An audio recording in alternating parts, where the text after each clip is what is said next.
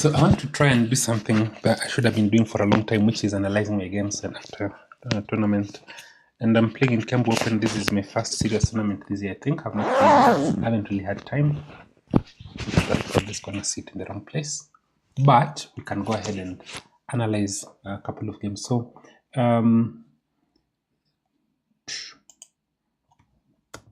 actually, I need to check the first game.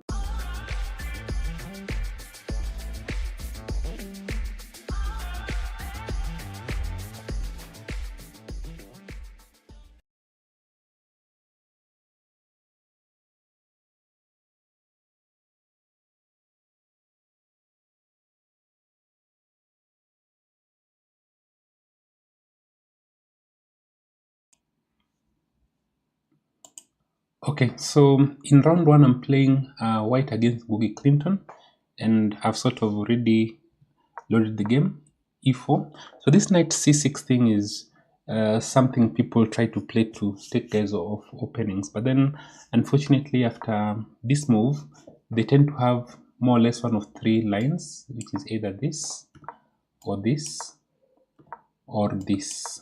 Okay, there could be other moves, but really those are the main ones that happen. But this then transposes into the Italian. This transposes into some lines. Well, many things can happen. Maybe the Filido, and this transposes into the Scandinavian. So my opponent plays this move, which is the Scandinavian. It used to be called the center counter, and we follow a couple of book lines. This is, as you can see, these are book lines. And here he plays this move, but in fact the best move is actually maybe here, but you sort of have to know how the opening goes because here you're planning to sacrifice something, and after this move then there's something like this, and then this check, and either this move or this move, both are options, and this is just a line. You can begin to look at it and see what is the best line, but of course we'll debate this. I played a couple of games in this position. Instead my opponent plays instead of queen to f4, they play all the way to the end. Of course that's the best move. That's a very good move as well. This line also actually works fairly equal, and now knight f6 is a line, and this is the best move. And in this position my opponent should have played knight d4. Knight d4 is a line as well, because then maybe I takes, and here you must take this way. That's the best move. I think that's the best move it is. So is that correct? Yeah, this is, no, yeah, you can pick this way here. This is the best move. I forgot. Yeah, that's the best move. And I think they pick this, and then we pick this, and this check is played. This this is a line actually. Yeah, and it's fairly complicated. You seem to have won back your pawn, but I think at the end of the day it's a bit complicated. This is a fairly standard line. This is why it says you learn your opening lines as well, but this is not what happened in the line. Instead our opponent played after d5. You don't want to take this pawn, of course. You don't want to, okay, you can't take this pawn, of course, immediately because your queen is hanging over here. That's not an option. And also you don't want them to open, so that's why you play, even though this is not a threat, even though d5 is not a threat, you can't take the knight. You also don't want them to open this center like this. So they play knight f6, play a knight d2. Now I'm threatening to take the knight, because this knight of mine has blocked the attack on my queen. So he played here knight d4, knight b4, and you have to be careful because this is a move I played. It's the best move actually, even by the Indian. It's a brilliant move, but of course you cannot think of playing a move like this, because then I think he has knight to d3 check in the position. Then the queen can run away, you know, and it's not the easiest thing to do. So even though your queen is hanging, they can't take your queen because it's a check. So they have to deal with that first. So instead, what happened is he went back. That's the best move. Knight to a6, that's your best move, and I played b4. The reason I played b4 is I don't want to give this bishop activity. The bishop is coming up. He's already castled this side. I'm getting ready to castle. I'm taking this square away from the knight and the bishop. That's the main reason why I'm playing that move. Of course, it may look like you can capture a pawn here, but you can't capture that pawn. Taking that pawn is a mistake. Looks like a free pawn. But if you take it, then they can attack your knight. And let's say, where does your knight play? I think the only move that makes sense is here. Then they can take with the queen, take back your queen, take here. Now they trap your bishop. Of course, you're going to get a couple of points for the bishop, but this is not what you're looking for as white. So safer is just to maintain your advantage. Already white is much better here. The position, in my view, is quite good. The engine tends to agree with that kind of an analysis. And in this position, then he plays here to protect the pawn, but I'm not planning on taking it. Bring my queen. This move is an inaccuracy because what the engine is asking for is that you should play your queen out to c2 and then have some attack here, starting with the move h3, which is a thematic thing in it looks like h3 can be taken, but these are the things that they should be played. I sort of know what should happen here, but it's a review video, so we can't go through every single detail. So here my opponent plays bishop to d2, and I go ahead and play this move. The idea is that you can't play here because then the knight is hanging, and this knight doesn't have many squares. It can't go here, it can't go here. The only place it can go to is this square, if I allow it, and I'm not planning on allowing it. But the reason my opponent played bishop to d7 was to free the g square, the g4 square, where they bring the knight. And the idea is that they're going to pick my bishop and have a bishop pair. Still, I'm not worried because they've spent many moves. They're spending, I think, 3 moves with this knight. I've only spent 1 with my bishop. When they take, I'm going to have an open file. But most importantly, I felt like I was getting a tempo. And now I can take this knight, breaking this pawn structure. And I think a lot of things are happening. So he picks, and then they played here. Now this move looks like it's attacking this pawn. And of course now they can play this move. Let's say I play a random move. Let's castle, for example. I thought they could try a move like this, where they're attacking our queen. The engine obviously doesn't like this move. I didn't check the reason. It looks like it's a very simple thing. Just play back here, because then the knight is hanging, isn't it? But that's the other reason is that this pawn is hanging, and I was not a fan of that kind of a position. So I didn't like that. So in fact, the correct move here is actually to go ahead and play this move.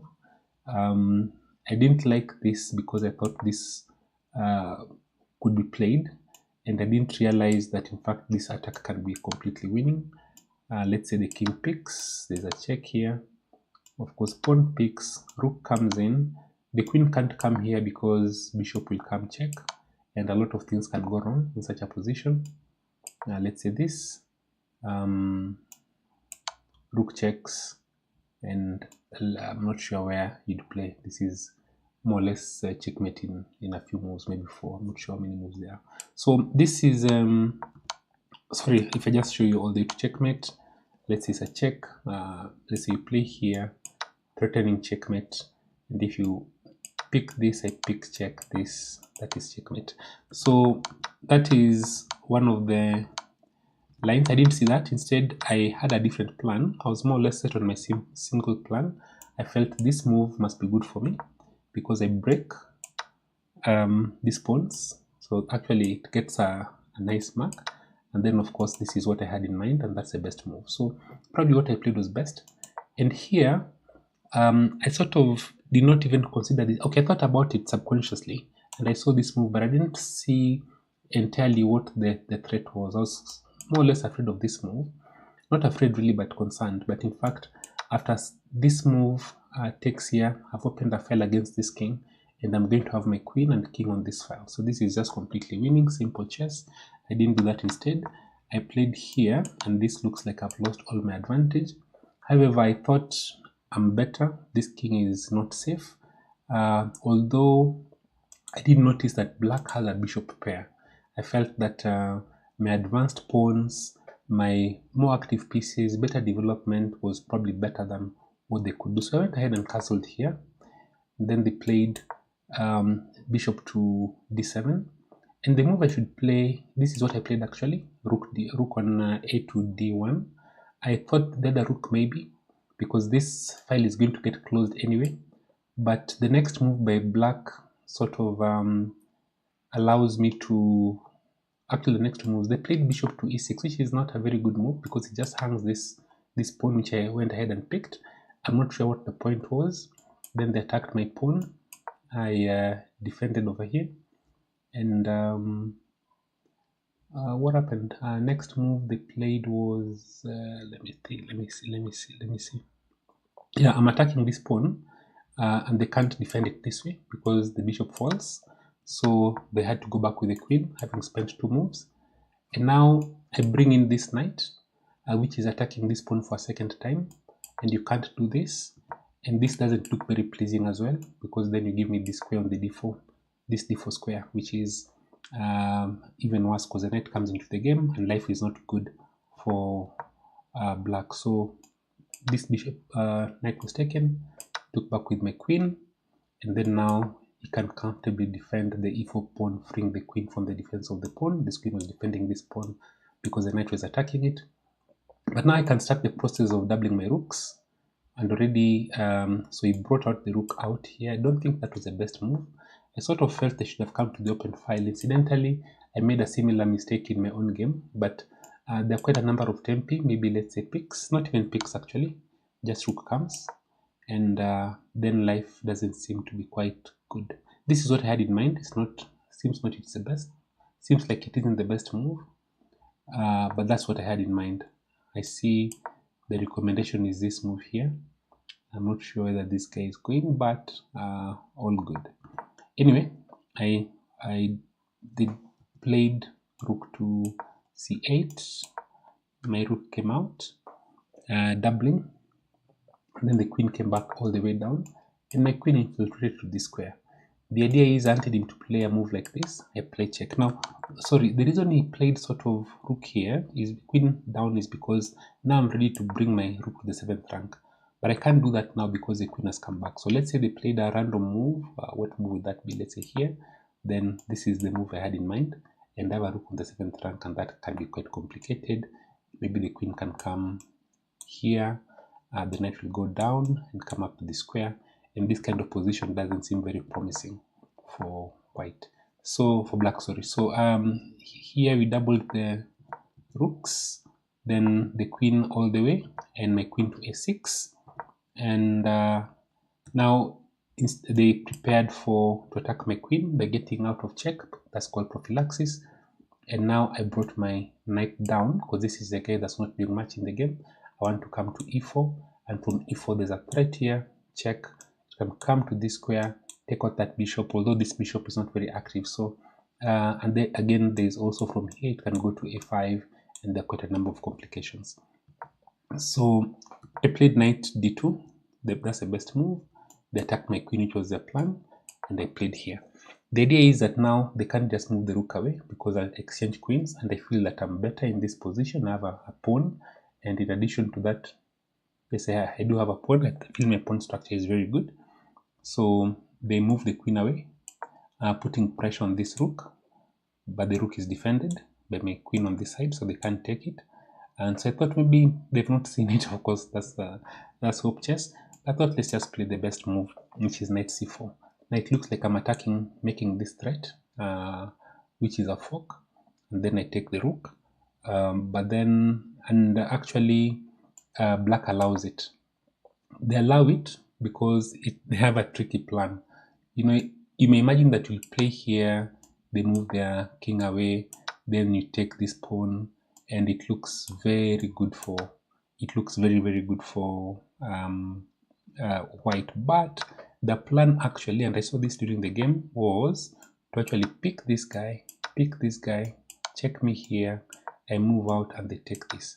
So yes, I've won an exchange, but the price of that exchange is that my attack has sort of become a little bit, my task has become a bit tougher to win. I don't have so much activity next to the king. I've lost this very nice pawn. This bishop has a bit of activity. The queen has come back into the game, while here the queen is not doing much. So I found a very good move, which is actually the best move. It involves some tactical calculations. Here, for example, this move is still possible. And my opponent actually played this move. I'm threatening checkmate here. That was a problem. So they can't take the knight. This knight looks like it's hanging, but if that is played, this is checkmate. So they stop the checkmate first by playing here. And now the idea is that if I play this check, then there's no rook to be picked, and really that is not a good move. In fact, here my opponent has blundered mate in 4, which is just check. Picks, check, and if you play here, then it's check because the rook is pinned, followed by mate. And if you don't play that move and come here instead, then there is, I believe, yeah, this is a move check here, and you have to block with the rook, and this is checkmate. I didn't see that because I was already fixed on a very simple plan that works. So instead, I played the move I had in mind all along, which is just here. Now, here in this position, when I was calculating from a couple of moves ago, my plan was that if he picks here, I would pick this way. And look at what would have happened. Checkmate. Very nice move. Fortunately, when you got closer to the position, I still had a plan that if I found this move, that now if I pick here with check, and I'm still winning. In fact, after check, the only move they can play is this, and the best move is actually to pick my rook with the queen like this. So instead of that, after knight to a5, my opponent played takes check, and then they played here, which looked like a fairly interesting move. I think I was a little bit impressed because the move I had in mind, I thought I was going to play, it was just this. This works. Then I play check, and I play back this. But